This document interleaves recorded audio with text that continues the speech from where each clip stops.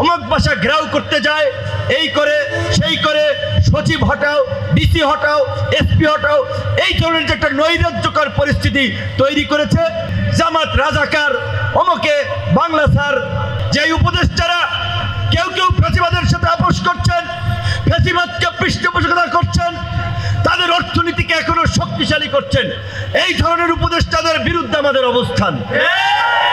তাই আমরা বলেছি এই উপদেষ্টা পরিষদ পুনর্গঠন করে প্রয়োজনে এখনো সময় আছে, নির্বাচনের আগ পর্যন্ত সরকারের নিরপেক্ষতা নিশ্চিত করার জন্য, সরকারকে শক্তিশালী করার জন্য একটি জাতীয় সরকার গঠন করুন। আমাদের এই সরকারের প্রধান উপদেষ্টা ডক্টর মোহাম্মদ ইউনূসের প্রতি আমাদের সম্মান, ভালোবাসা, শ্রদ্ধা আছে। তার প্রতি আমাদের আস্থা বিশ্বাসের ঘাটতি তৈরি হয় নাই, কিন্তু যেহেতু কিছু কিছু উপদেষ্টার কর্মকাণ্ড নিয়ে প্রশ্ন উঠেছে, এমনকি গতকালকেও এই যে রাতভর যে গুজব এবং বিভ্রান্তি ছড়ানো হলো ডক্টর ইউনূস পদত্যাগ করবেন, তিনি এগুলো তার ভালো লাগছে না।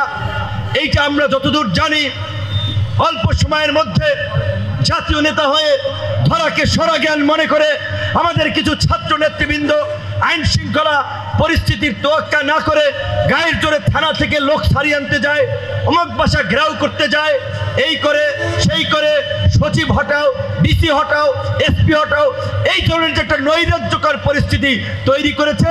প্রধান উপদেষ্টা ওই সমস্ত তরুণ নেতৃবৃন্দকে ডেকে বলেছে, তোমরা সংযত হও।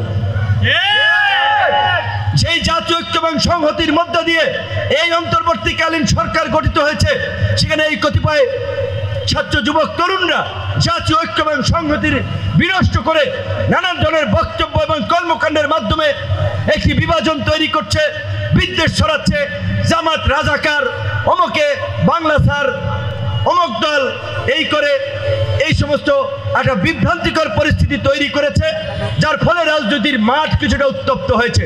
বিশেষ করে ঢাকা মহানগর দক্ষিণের মেয়র আদালত ঘোষণা করেছে ইশরাক হোসেনকে, সেটি যখন এই এনসিপির নেতা ছাত্র উপদেষ্টা আসিফ যখন ইশরাককে বসতে দেবে না, এখন বিএনপি একটা বড় দল, তাদের যদি আদালত রায় দেয়, সরকারের একজন উপদেষ্টা যদি সেটার বিরুদ্ধে যায়, সেটা তো বিএনপি মেনে নেবে না।